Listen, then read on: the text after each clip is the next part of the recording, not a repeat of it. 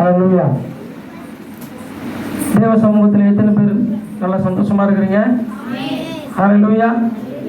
கர்த்தருக்குள் பிரியமான தேவஜனமே, இறைமகன் இயேசு கிறிஸ்துவின் இனிய நாமத்தில் உங்களை வரவேற்பதில் நான் மிக்க மகிழ்ச்சி அடைகிறேன்.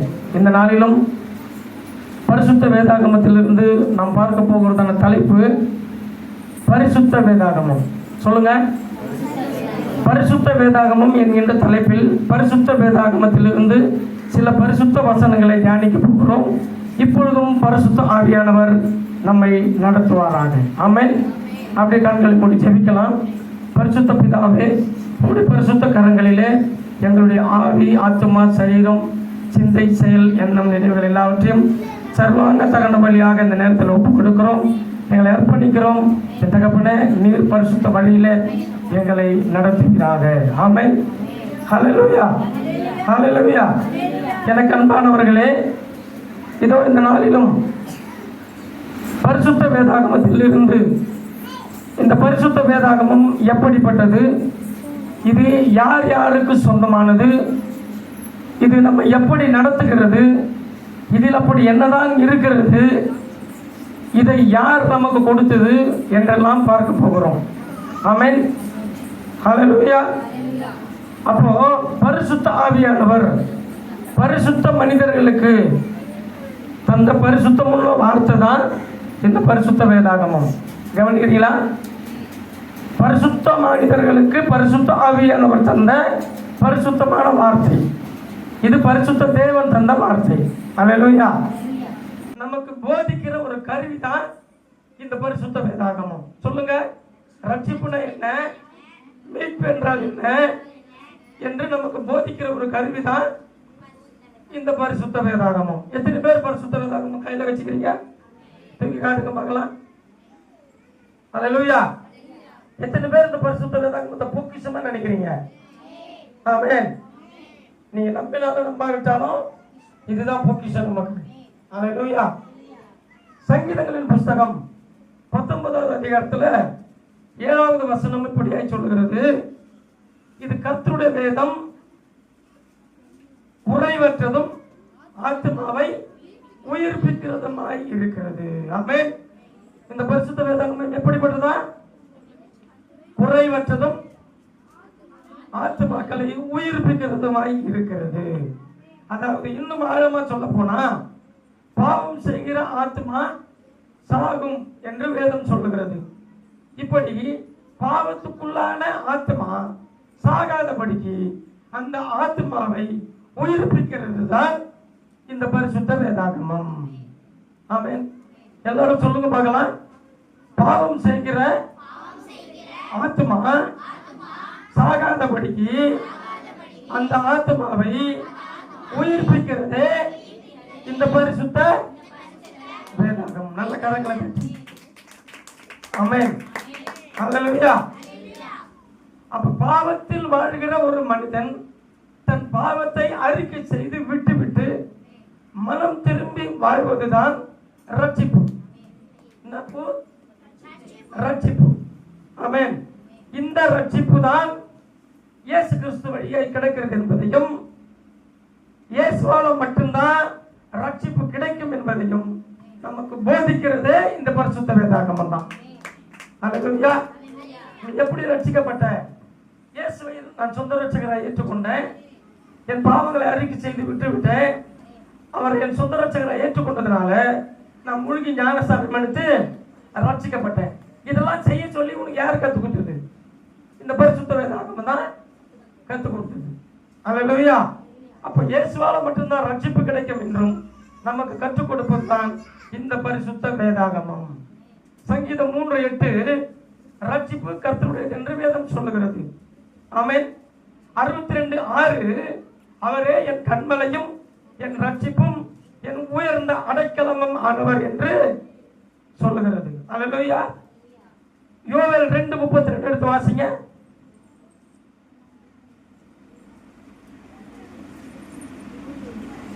யோவேல் தீர்க்கதரிசி புஸ்தகம் 2ஆம் அதிகாரம் 32வது வசனம். அப்பொழுது கர்த்தருடைய நாமத்தை தொழுது கொள்ளுகிறவன் எவனோ அவன் அவன் ரட்சிக்கப்படுவான். ஆமென். அப்போ கர்த்தருடைய நாமம்னா எது? இயேசு என்கிற நாமத்தை தொழுது கொள்கிறவன் எவனோ அவன் ரட்சிக்கப்படுவான் என்று கற்றுக் கொடுப்பதே இந்த பரிசுத்த வேதாகமம் தான். அல்லேலூயா, அல்லேலூயா. அப்போஸ்தலர் நடவடிக்கைகளின் புஸ்தகம் 16வது அதிகாரம் 30வது வசனத்தை ஒருவர் வாசிங்க.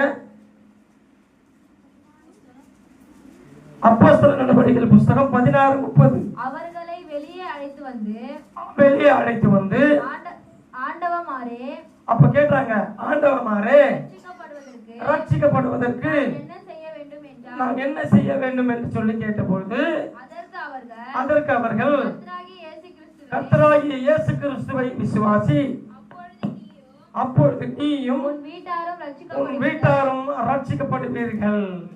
இப்படி கற்றுக் கொடுக்கிறது தான் இந்த பரிசுத்த வேதாகமம். ஆமென். பவுலும் சீலாவும் சிறைச்சாலையில துதிக்கும் போது சிறைச்சாலை கதவுகள் அதிர்ந்து கட்டுகள் அருந்து அவரை கர்த்தரை துதித்து பாடினார்கள். அப்பொழுது அந்த காவலாளி உணர்வடைந்து இவர்கள் வணங்குகிற தெய்வம் உண்மையான தெய்வம், அதனாலதான் இந்த காவலில் இருந்து அந்த சங்கிலிகள் அறுக்கப்பட்டு இவர்கள் விடுதலையோடு கூட கர்த்தரை துதிக்கிறாங்க. அப்போ அப்படிப்பட்ட கர்த்தரை, அப்படிப்பட்ட தேவனை நானும் துதிக்க போறேன்னு சொல்லி ஒப்பு கொடுத்து ஆண்டவரே ரட்சிக்கப்படுவதற்கு நான் என்ன செய்ய வேண்டும் என்று கேள்வி கேட்க வைக்கிறதும் இந்த பரிசுத்த வேதாகமம் தான். அதே மாதிரி நீயும் உன் வீட்டாரும் கர்த்தரை விசுவாசிங்க, அப்போது நீயும் உன் வீட்டாரும் ரட்சிக்கப்படுவீர்கள் என்று சொல்லி கொடுக்கிறதும் இந்த பரிசுத்த வேதாகமம் தான். இப்ப எத்தனை பேர் இந்த பரிசுத்த வேதாகமத்தை டெய்லி வாசிக்கிறீங்க சொல்லுங்க? போஷன் பிரகாரம், போஷன்கிட்ட கொடுத்த பிரகாரம் எத்தனை பேர் வாசிக்கிறீங்க? அப்ப அனுதினமும் வேதம் வாசிக்கணும். அல்லேலூயா. அப்ப நமக்கு இயேசுவை பற்றியும் அவருடைய ரட்சிப்பை பற்றியும் சொல்லிக் கொடுப்பது இந்த பரிசுத்த வேதாகமம். அல்லேலூயா. அப்போ மேலும் தேவ திட்டத்தை நாம் எல்லோரும் அறிந்து கொள்ளும்படி கற்றுக் கொடுப்பதே இந்த பரிசுத்த வேதாகமம். தேவ திட்டம்னா என்ன? எல்லா மனுஷரும் ரட்சிக்கப்படவும் இயேசுவை அறிகிற அறிவையும், அதாவது சத்தியத்தை அறியும் அறிவையும் அறிந்து கொள்ள வேண்டும் என்பதே தேவனுடைய திட்டமாக இருக்கிறது. இந்த தேவனுடைய திட்டத்தை நாம் அறிந்து கொள்ளும்படி செய்வதும் இந்த பரிசுத்த வேதாகமம் தான். நான் ரட்சிக்கப்பட்டுட்டேன், இயேசுவை சொந்த ரட்சகரை ஏற்றுக்கொண்டேன் அப்படின்னு சொல்லி வெறுமையா போயிட்டு வந்திருந்தா எதையுமே நம்ம கத்துக்கவே முடியாது. அப்ப என்ன செய்யணும்? இந்த பரிசுத்த வேதாகமத்தை வாங்கி எடுத்து போய் செல்ஃபி மேல கம்பெனி வச்சிடணும். அப்படியா? இல்லைன்னா தூங்கும்போது பாதுகாப்பா இருக்குன்னு சொல்லி தலைமையில வச்சுன்னு பார்த்துன்னு தூங்கணும். கரெக்டா? நம்ம கம்பெனிக்கிறியா? அப்ப என்ன செய்யணும்? சத்தமா சொல்லுங்க. அனுதினமும் இந்த பரிசுத்த வேதாகமத்தை படிக்கணும். ஆமென். அப்படி படிச்சு தியானிக்கும் பொழுது புதையல் அதில் இருக்கிறத கண்டுபிடிச்சிடலாம். பொக்கிஷம் எங்க மறைஞ்சிருக்குதுன்றதையும் ஈஸியா கண்டுபிடிச்சிடலாம். அல்லேலூயா. அப்ப எல்லா மனுஷனும் ரட்சிக்கப்படணும். இயேசு அப்ப பாவத்தில் வாழ்கிற ஒரு மனிதன் தன் பாவத்தை அறிக்கை செய்து விட்டு மனம் திரும்பி வாழ்வதுதான் ரட்சிப்பு. ரட்சிப்பு. ஆமென். இந்த ரட்சிப்பு தான் இயேசு கிறிஸ்து வழியாய் கிடைக்கிறது என்பதையும், இயேசுவால மட்டும்தான் ரட்சிப்பு கிடைக்கும் என்பதையும் நமக்கு போதிக்கிறதே இந்த பரிசுத்த வேதாகமம் தான். அல்லேலூயா. எப்படி ரட்சிக்கப்பட்ட? இயேசுவை நான் சொந்த ரட்சகராய் ஏற்றுக்கொண்டேன், என் பாவங்களை அறிக்கை செய்து விட்டேன், அவர் என் சொந்த ரட்சகராய் ஏற்றுக்கொண்டதுனால நான் மூழ்கி ஞானஸ்தானம் எடுத்து ரட்சிக்கப்பட்டேன். இதெல்லாம் செய்ய சொல்லி உனக்கு யார் கற்றுக் கொடுத்தது? இந்த பரிசுத்த வேதாகமம் தான் கற்றுக் கொடுத்தது. அல்லேலூயா. அப்ப இயேசுவால மட்டும்தான் ரட்சிப்பு கிடைக்கும் என்றும் நமக்கு கற்றுக் கொடுப்பது தான் இந்த பரிசுத்த வேதாகமம். சங்கீதம் 3:8 ரட்சிப்பு கர்த்தருடையது என்று வேதம் சொல்லுகிறது. ஆமென். 62:6 அவரே என் கண்மலையும் என் ரட்சிப்பும் என் உயர்ந்த அடைக்கலமும் ஆனவர் என்று சொல்லுகிறது. அல்லேலூயா. யோவேல் 2:32 எடுத்து வாசிங்க.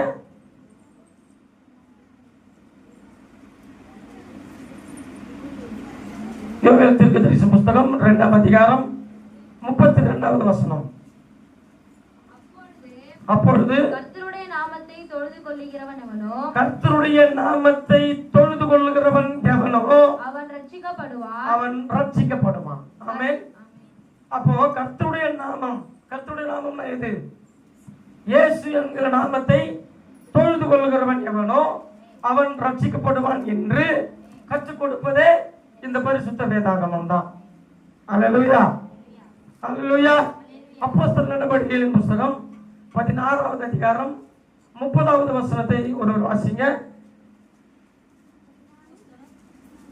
அப்போஸ்தலர் நடவடிக்கைகள் புஸ்தகம் 16:30. அவர்களை வெளியே அழைத்து வந்து ஆண்டவமாரே, அப்ப கேட்டாங்க, ஆண்டவமாரே ரட்சிக்கப்படுவதற்கு நான் என்ன செய்ய வேண்டும் என்று சொல்லி கேட்டபொழுது அதற்கு அவர்கள் கர்த்தராகிய இயேசு கிறிஸ்துவை விசுவாசி, அப்பொழுது நீயும் உன் வீட்டாரும் ரட்சிக்கப்படுவீர்கள். இப்படி கற்றுக் கொடுக்கிறது தான் இந்த பரிசுத்த வேதாகமம். ஆமென்.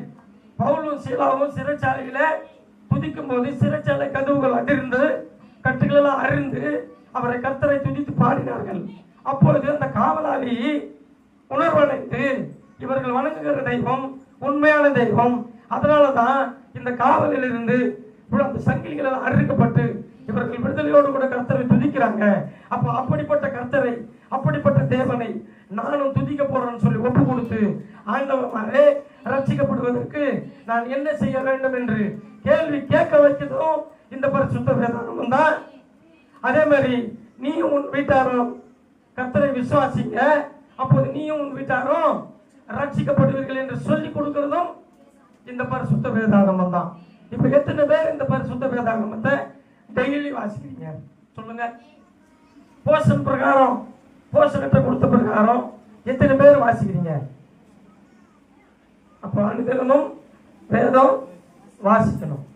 அல்லேலூயா. அப்ப நமக்கு இயேசுவை பற்றியும் அவருடைய ரட்சிப்பை பற்றியும் சொல்லிக் கொடுப்பது இந்த பரிசுத்த வேதாகமம்.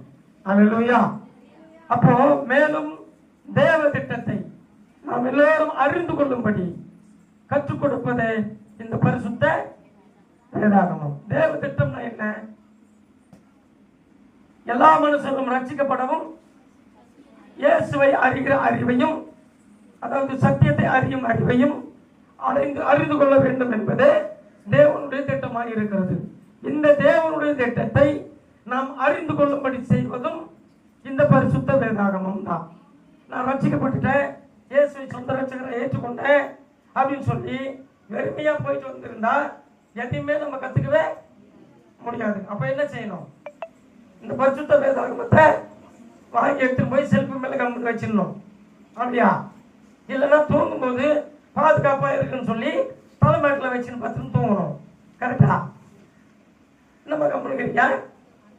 அப்ப என்ன செய்யணும்? சத்தமா சொல்லுங்க. அனுதினமும் இந்த பரிசுத்த வேதாகமத்தை படிக்கணும். ஆமென். அப்படி படிச்சு தியானிக்கும் பொழுது புதையல் அதில் இருக்கிறத கண்டுபிடிச்சிடலாம். பொக்கிஷம் எங்க மறைஞ்சிருக்குதுன்றதையும் ஈஸியா கண்டுபிடிச்சிடலாம். அல்லேலூயா. அப்ப எல்லா மனுஷனும் ரட்சிக்கப்படணும், இயேசுவை அறிகிற அறிவில் வளரணும். இப்படிப்பட்ட தேவ திட்டத்தை நாம் எல்லோரும் அறிந்து கொள்ளும்படி செய்வதும் இந்த பரிசுத்த வேதாகமம். ஆமென். பரிசுத்த வேதாகமம் அது எல்லாருக்கும் சொந்தமானது. பரிசுத்த வேதாகமம் அது படிக்க ருசிக்க இன்பமானது. பரிசுத்த வேதாகமம் அது எல்லாருக்கும் சொந்தமானது. பரிசுத்த வேதாகமம் அது படிக்க ருசிக்க இன்பமானது. இளைஞர் முதியோர் படித்தவர் படிக்காதோர் ஏழை பணக்காரர் எல்லாருக்கும் புதையல் அதில் இருக்கு, பொக்கிஷம் மறைஞ்சிருக்கு. எடுங்கள் அப்பொழுது கண்டடைவீர்கள். ரட்சிப்பு என்றால் என்ன, மீட்பு என்றால் என்ன, போதிக்கும் ஒரு கருவி வேதாகமம். தேவனின் திட்டம் எதை நாம் எல்லாம்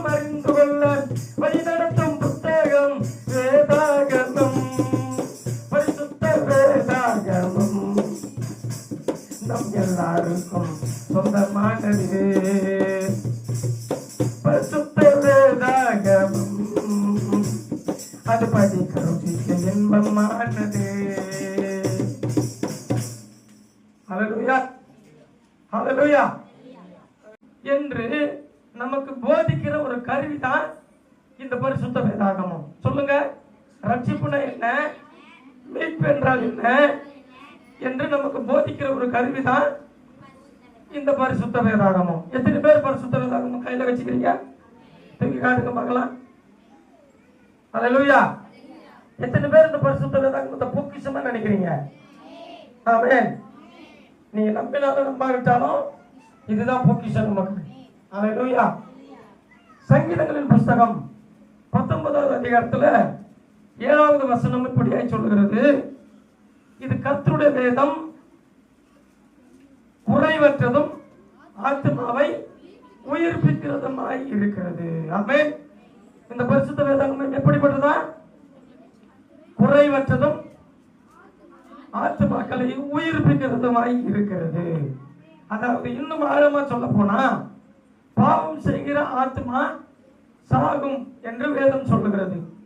இப்படி பாவத்துக்குள்ளான ஆத்மா சாகாதபடிக்கு அந்த ஆத்மாவை உயிர்ப்பிக்கிறது தான் இந்த பரிசுத்த வேதாகமம். ஆமென். எல்லாரும் சொல்லுங்க பார்க்கலாம். பாவம் செய்கிற ஆத்மா சாகாதபடிக்கு அந்த ஆத்மாவை உயிர்ப்பிக்கிறதே இந்த பரிசுத்த வேதாகமம். நல்ல கரங்களை தட்டி. ஆமென். ஹல்லேலூயா. அப்ப பாவத்தில் வாழ்கிற ஒரு மனிதன் தன் பாவத்தை அறிக்கை செய்து விட்டுவிட்டு மனம் திரும்பி வாழ்வதுதான் ரட்சிப்பு. ரட்சிப்பு. ஆமென். இந்த ரட்சிப்பு தான் இயேசு கிறிஸ்து வழியாய் கிடைக்கிறது என்பதையும், இயேசுவால மட்டும்தான் ரட்சிப்பு கிடைக்கும் என்பதையும் நமக்கு போதிக்கிறதே இந்த பரிசுத்த வேதாகமம் தான். ஹல்லேலூயா. நீ எப்படி ரட்சிக்கப்பட்ட? இயேசுவை நான் சொந்த ரட்சகராய் ஏற்றுக்கொண்டேன், என் பாவங்களை அறிக்கை செய்து விட்டுவிட்டேன், அவர் என் சொந்த ரட்சகரை ஏற்றுக்கொண்டதுனால நான் முழுகி ஞானஸ்நானம் எடுத்து ரட்சிக்கப்பட்டேன். இதெல்லாம் செய்ய சொல்லி உனக்கு யார் கற்றுக் கொடுத்தது? இந்த பரிசுத்த வேதாகமம் தான் கற்றுக் கொடுத்தது. ஹல்லேலூயா. அப்ப இயேசுவால மட்டும்தான் ரட்சிப்பு கிடைக்கும் என்றும் நமக்கு கற்றுக் கொடுப்பது தான் இந்த பரிசுத்த வேதாகமம். சங்கீதம் 3:8 ரட்சிப்பு கர்த்தருடையது என்று வேதம் சொல்லுகிறது. ஆமென். 62:6 அவரே என் கன்மலையும் என் ரட்சிப்பும் என் உயர்ந்த அடைக்கலமும் ஆனவர் என்று சொல்லுகிறது. ஹல்லேலூயா. யோவேல் 2:32 எடுத்து வாசிங்க.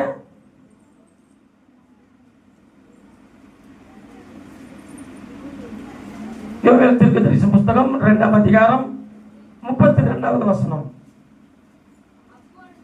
அப்பொழுது கர்த்தருடைய நாமத்தை தொழுது கொள்ளுகிறவன் எவனோ, கர்த்தருடைய நாமத்தை தொழுது கொள்ளுகிறவன் எவனோ அவன் ரட்சிக்கப்படுவான். அவன் ரட்சிக்கப்படுவான். ஆமென்.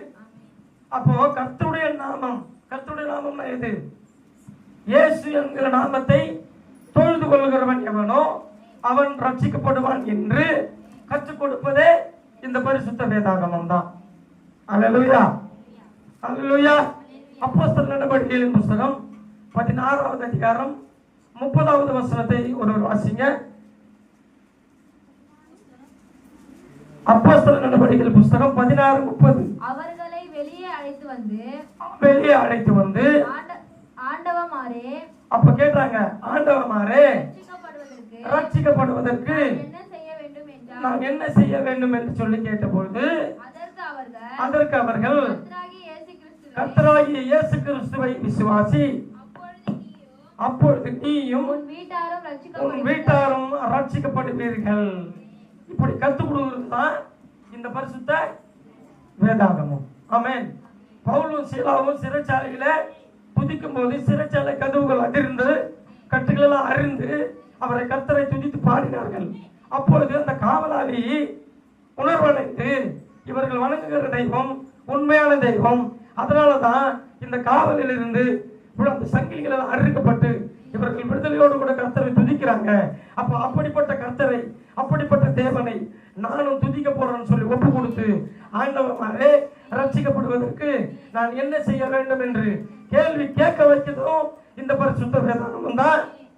அதே மாதிரி நீயும் உன் வீட்டாரும் கர்த்தரை விசுவாசிங்க, அப்போது நீயும் உன் வீட்டாரும் ரட்சிக்கப்படுவீர்கள் என்று சொல்லி கொடுக்கிறதும் இந்த பரிசுத்த வேதாகமம் தான்.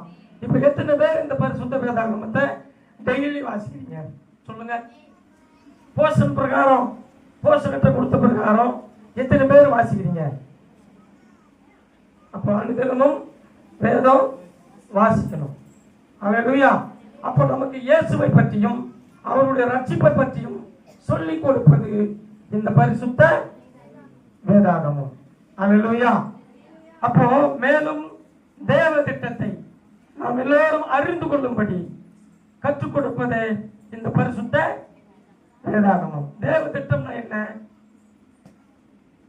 எல்லா மனுஷனும் ரட்சிக்கப்படவும் இயேசுவை அறிகிற அறிவையும், அதாவது சத்தியத்தை அறியும் அறிவையும் அறிந்து கொள்ள வேண்டும் என்பதே தேவனுடைய திட்டமாக இருக்கிறது.